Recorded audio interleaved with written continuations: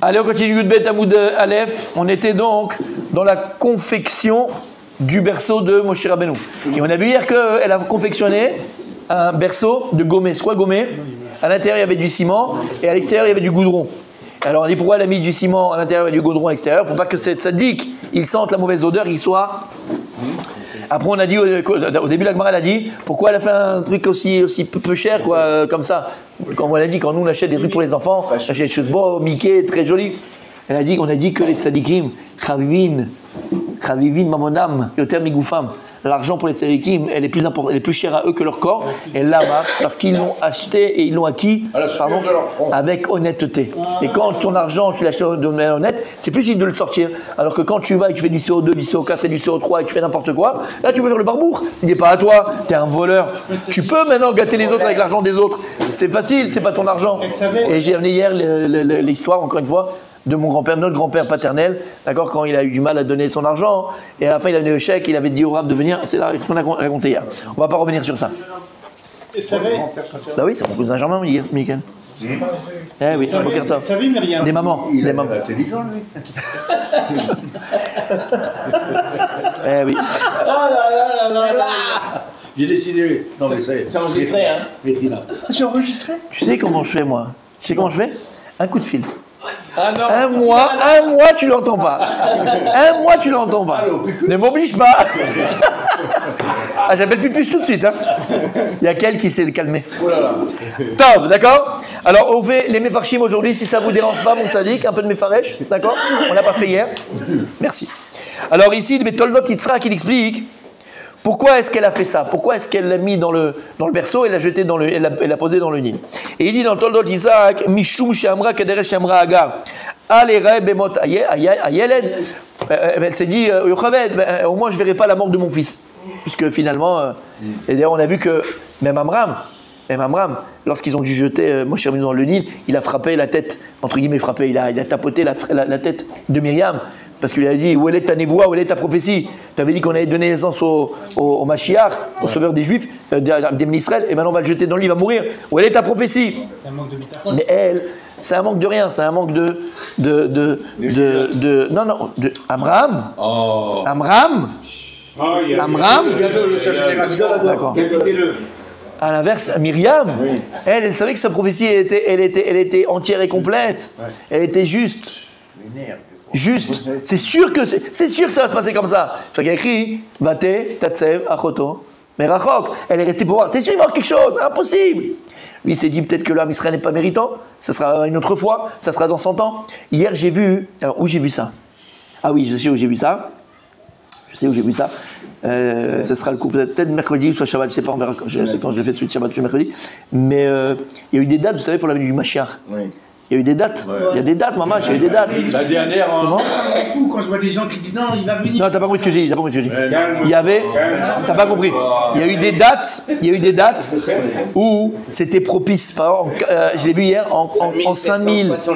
En 5408. En 5408. La dernière des choses qu'il veut, c'est qu'on en parle. Oui. En 5408, c'était une date propice. C'était en 5408. C'était. Ouais. Alors, je vous dirai, c'est un concours. On va le faire. Non, il y a plus. 715 ans. C'était un Zman Pro. C'était la fin d'un Yovel. Et c'était. Je vous dirai, d'accord, c'est de l'Israël qui avait dit que c'est un temps propice. C'est pas qu'il va venir. C'est un temps propice. Et en fait, on sait qu'il y a des moments propices. Et on l'a pas eu. Donc on sait qu'il y a des moments propices. Amram, c'est pareil.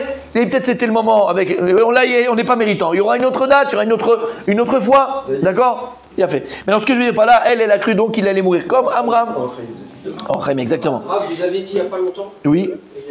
Il brillait, qu'on voyait qu'il avait. Bien sûr, c'est potentiel, c'est pour ses Mashiach. Alors, oui, d'accord, mais alors, s'il brillait, si on voyait qu'il avait le potentiel et tout, c'est quand même étrange qu'à ce moment-là, ils aient des doutes. Ils n'ont pas eu de doute. On n'est pas méritant. Rescue Ameler, il était Mashiach. C'est pas moi, c'est la Gemara qui le dit. Regarde. Rescue Ameler, c'était Mashiach.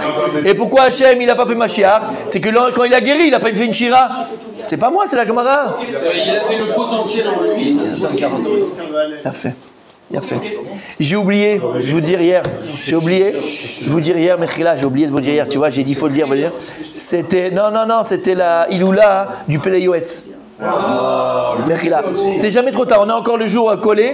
Allumer une bougie, c'était la Iloula du Pele Yoetz. On l'a étudié, on l'utilise tous les jours, Behemet, et il nous a changé la vie. Donc au moins on a allumé une bougie Nishmato, le Pele Yoetz. Rav Papo, c'était avant-hier soir, samedi soir, et donc dimanche. Mais c'est pas grave, allumez quand même. Ok. Ça c'est premièrement. Deuxièmement, Kedeshi Omru, il se connaît pas vos, Shigvar Ushlach Moshiach Shel Israël Ayor. Elle a dit comme ça. Elle s'est dit, je vais le mettre dans le Nil. Comme ça, les astrologues de Paro, eux, ils voient dans les étoiles qu'il a été jeté dans le Nil, le sauveur d'Israël, et ils vont laisser tranquille tous les autres bébés d'Israël. En mettant Moshe dans le Nil, elle sauve maintenant tous les autres bébés. Donc voilà, pour Yocheved, elle l'a mis dans le Nil pour que les astrologues se trompent. Ils disent, ça y est, il est jeté dans le Nil, il est annulé. Et comme ça sauve tous les autres bébés juifs, on n'a plus besoin de les mettre sur les fesses. Toldot Yitzhak. C'est beau, hein? C'est beau. Non, c'est beau. C'est beau la tzadéket. Ok. Guimel, troisième réponse qu'il donne. Il dit, elle a fait ça al pinévoa. Elle l'a mis dans le Nil par prophétie. Prophétie de qui? De Myriam. Et là, ça veut dire qu'elle croyait en la prophétie de Myriam. Et donc Myriam l'a dit, mets-le dans le Nil, parce que de là-bas, il va sortir Moshe Rabbeinu Mashiach. Il va grandir dans une maison de Paro. Elle a vu mes prophéties, Myriam, tout ce qu'elle est arrivée entre guillemets. Et donc c'est elle qui a dit à sa mère, mets-le là-bas. La fille de Paro va s'occuper de lui. Il va mettre dans le palais de Paro. Et de là, il va grandir Moshe Rabbeinu. Et de là, il sera Bezrat Hashem, Mashiach Hashem. Donc il y a trois réponses qui sont très très très jolies. Les unes plus belles que les autres. Mais ils avaient 5762, c'est le nombre d'œufs qu'il y a dans un mikvé. Oui, mais il y a plein de dates qui sont propices. C'est uniquement celles qui ont été données par nos Chachamim, pas celles que je te dis moi. Ouais, ok. Non, mais c'est Chachamim ça. Ouais. Quoi? Abraham. Il avait dit. Alors on y va. Sa fille. C'est sa femme. Messieurs, s'il vous plaît. Sortez-les. Messieurs. Non, sa fille, il a pris Myriam. Sa fille, il a pris Myriam. La prophétie, c'est sa fille. Oui, non, mais arrête. Mon ciel, je t'ai trompé. Vous êtes avec moi ou pas? Il est présent. Ok. Alors on a dit quelque chose hier de très très très... pas bizarre, mais quand même. On te dit que pourquoi elle l'a mis dans un berceau qui est fait uniquement de ciment et de goudron, c'est pas très quand même, d'accord?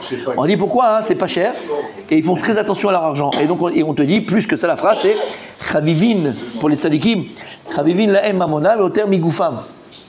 Et quand tu entends la phrase que leur argent elle est plus cher pour eux que leur corps, tu te dis, c'est bizarre, on dirait des Picsou. Bien fait. Alors, tirer l'attention. Alors, ici il explique, écoute bien. Il dit Arvadai shigam begame nishma. Et là, chez Be'etzim nishmar tov yoter. En fait, la Gemara, ce qu'elle veut dire, c'est que Vadaï qui peut être gardé dans un truc de goudron et machin. Mais si c'était un panier en osier, en bois, d'accord, ça aurait été mieux, comme l'arche de Noé. Dieu, il a fait de faire en bois. Ve'amarzot akatouf kede. Alors pourquoi ils ont dit que Chaviv aleim yoter memonam? Shegim aleim yoter migufam. Ach en lomar sheg. Et le Ben Yoyada, donc le Ben Ishraï, et le Ben Ishraï, il dit comme ça. La Gemara dit, Shemonam Chaviv alem yoter migufam, velo yoter minafsham. Il y a écrit migufam, pas minafsham. Leur argent, elle est plus précieuse que leur corps, mais pas que leur âme. Klomar, Shimaskimim em lisbol me'atzar begufam. C'est-à-dire qu'ils sont d'accord, ils acceptent de souffrir un petit peu, de faire souffrir un petit peu leur corps. Ok. Kedeshelo la bête et mamonam, pour ne pas perdre leur argent. Arvadai shen mamonam chaviolem yoter minafsham. Mais c'est ça veut dire qu'ils vont pas se tuer pour leur argent. C'est pas ce qu'on dit. Ils vont être capables d'un peu comme Yaakov Avinu, lorsqu'il est parti rechercher les Pachim Tanim. D'accord. Bon, c'est fatigant. Tu leur repasser de l'autre côté de la mer, machin. Oh, il l'a fait quand même. Mais Gouffon. Alors il a fait un peu. Il a oublié de penser que là, il s'est mis même en danger. Il a mis même en danger son âme. C'est ça qu'on leur reprochait, qu'Hachem le reprochait. Pourquoi il a eu la guerre contre les sataniers de Sarara? Parce que la Gemara dit Masot Kiddushin n'est pas que. Il a été seul, il a accompagné. Écrit Kasol Tamid Chacham la Tzed Baré Rev Levad. Un Tamid Chacham, il n'a pas le droit de sortir tout seul la nuit. Vous vous rappelez l'histoire avec celui qui a écrit le livre là? Vous vous rappelez l'histoire? C'est l'histoire avant l'histoire. Exactement. Et donc, donc c'est Quand on te dit Chaviv alem migoufam, l'homme inafsham, Yaakov il a fait cette erreur-là de partir et donc il a mis en danger sa vie. Là, quand je voulais être makpid, entre guillemets, alors tu vas te battre contre la tsar, là il peut t'attaquer les tsars. Tu t'es un petit peu écarté. Mais ne viens pas. Peut-être qu'ils ne pouvaient pas voir les. J'ai pas entendu. Quoi Cette matière-là, c'était une matière que peut-être les magiciens ne pouvaient pas voir. C'est parce que. Quand ils voyaient qu'elle était dans l'eau, tu vois, ils ne voient pas le. Non. Non. Le premier furtif. Non. Tu vois, c'est dans le rachis. Non. Non, c'est nul. On y va, continue la Gemara. Vatasem baita yeled. Vatasem basouf. Allez, Gemara. On est juste à la fin. Et on va.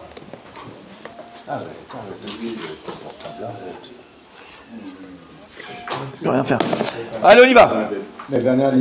La dernière ligne, on passe à Yudbet à Moudbet. Vatasemba et Yeled, Vatasemba souf. Elle va mettre dedans le Yeled, l'enfant Vatasemba souf. Elle va mettre dans le Yamsouf, dans le Yeor.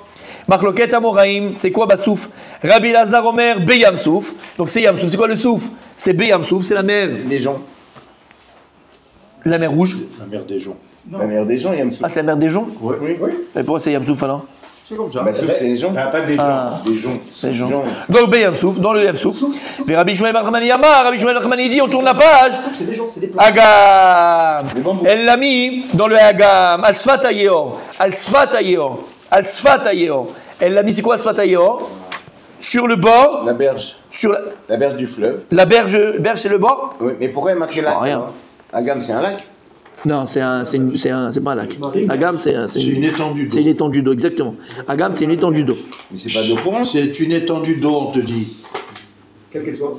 Ça ne te ressemble pas du tout, en tout cas. Hein. Ok.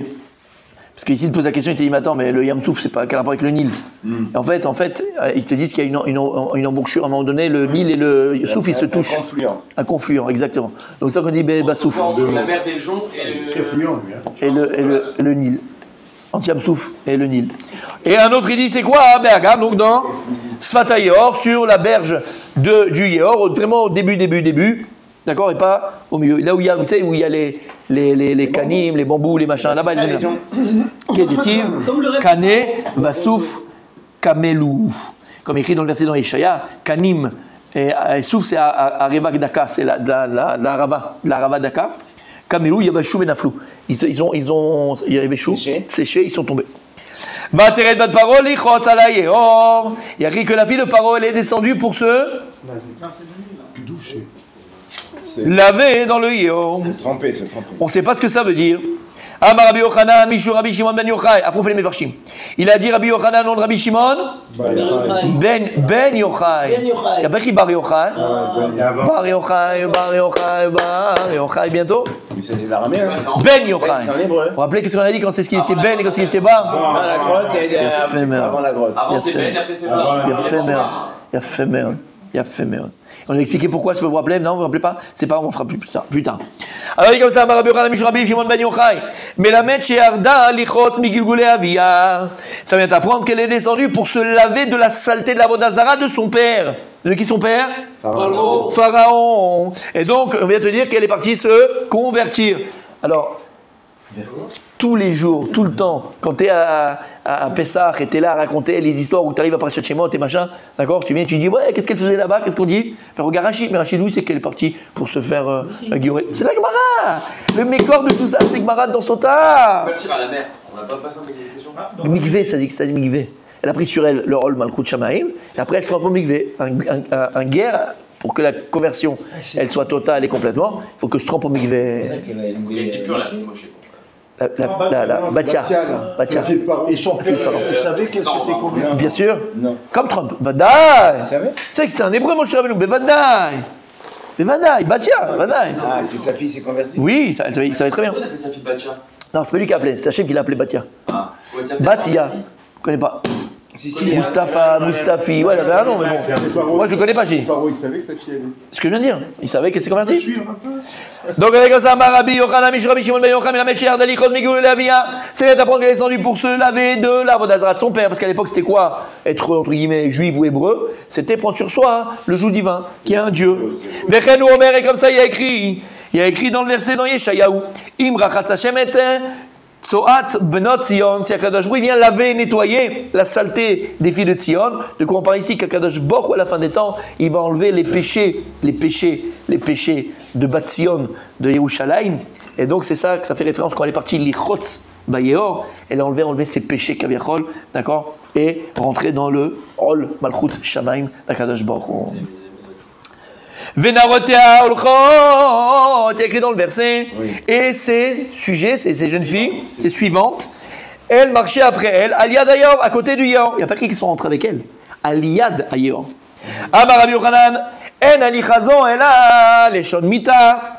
Lorsqu'il y a écrit ici alicha, le pirouche, c'est mita, c'est mort. Ça veut dire quoi, hein? Comme il y a écrit dans Bereshit, lorsqu'il dit, ah voilà, maintenant je vais arriver, donc je vais, Yitzhak, il dit, je vais mourir. Non, c'est pas Yitzhak, c'est Yaakov. C'est Yaakov. Je vais arriver, donc amène-moi tes enfants que je les bénisse. Donc Oler, très souvent, Oler, c'est aussi montrer que la personne va mourir. Oler Lamut. Avec tous les... Aujourd'hui, mais dans la Gemara, ce que dit la Gemara, quand la Torah elle parle de Oler, pas tout le temps, et parfois le lachon de Oler, la personne de Oler, on dit comme ça, on dit le mec il va mourir. Ou Allah Leolamot. Voilà, Allah Leolamot. Exactement, Allah Leolamot, exactement. Chez l'Oneda, que des bonnes choses. Alors ici on te dit quoi? Vénérateur Olchot, c'est quoi Olchot? C'est que lorsque maintenant Batia elle est partie pour sauver Moshe Rabbeinu parce qu'elle a vu un bébé pleurer, alors les suivantes, t'as dit, servantes? Les suivantes, les servantes, elles ont empêché Batia de sauver un hébreu, elles étaient antisémites déjà, anti-hébreux déjà. On va sauver un petit juif, ça va pas à la tête. Kadosh Baruch Hu, ce qu'il a fait, imite Otam. Dieu les a tués sur place, elles sont mortes, sur place. Paf, la foudre est tombée, tac, plus rien. Reste plus rien. Alors il y a marqué que c'est C'est les paroles de Esav. Oui. Ah, c'est Esav qui dit ça quand il va mourir? C'est ça. Et il dit alors à quoi ça sert? Donne-moi le plat de lentilles. Il dit Ina Anochi Olech Lamout. Alors pourquoi ça sert? Alors à quoi ça sert de. Merci Rabbi Abraham. Kol HaKavod. Kol HaKavod. Donc c'est Esav qui dit à Yaakov, donne-moi le plat de lentilles. Il a fait merde. Donc, qu'est-ce que ça veut dire? Olchot, ou Olchot Lamout. Hachem a fait miracle, elles sont mortes. Et il y a écrit que maintenant, elle est là, et elle voit au milieu du souffle, là, le berceau. Kevan de Chazoum. Des Kabaoula Tsoulé, lorsqu'elles ont vu les servantes de Batia, qu'elle voulait, qu'elle avait l'intention de sauver les Moshe, Amroulé. Gevirteinu, c'était les Ashkenaziotes. Gevirteinu, notre bonne dame, maîtresse, Minagosh el Olam, la coutume du monde, Melech Basar Vadam, Gozak Zera, Imkol Olam Kulo, El Mekaimim Ota, Banavune Beneto Mekaimim Ota, Va Tovet al Gzera Tavich. Il dit, si maintenant, Melech Basar Vadam, un roi, il fait un décret, tout le monde doit respecter le décret. Et sa fille et ses fils et ses enfants aussi doivent respecter le décret. Et toi tu viens et tu enfreins le décret de ton père qui a dit qu'il faut laisser les enfants juifs mourir dans le Nil. Qui est venu tout de suite? Bah Gabriel, Bechavatan, Bekarka. Gabriel est venu et tapé le carquet, il a fait une petite comment on appelle ça? Non, Ridat Adama. Petit tremblement de terre. Comme Korach, elles sont mortes sur place. Ah, donc elle savait que c'était un hébreu, d'accord. Vada. Gabriel, c'était la Gvora, c'est lui qui. Et il vient toujours sauver l'homme Israël. Toujours. Toujours dans les. Toujours, exactement, celui qui pousse Aman sur Esther, et c'est là où ça c'est fini. L'histoire est terminée, on va prendre Aman. Dans tout, c'est toujours. On le voit dans Sanhedrin, on avait dit on fera un jour un cours sur les Malachim, on l'a fait sur Micha, on l'a fait sur. D'accord, on avait un peu parlé. C'est extraordinaire. Exactement. Philippe. Je connais Philippe, c'est le rasoir. Qu'est-ce qu'il a dit? Vous allez faire une course sur moi. Raphaël, bien sûr, on a parlé un peu de Raphaël. On a pas critiqué. Messieurs, on continue demain. Si Rabbi Daniel s'en va, j'arrête. Bah oui.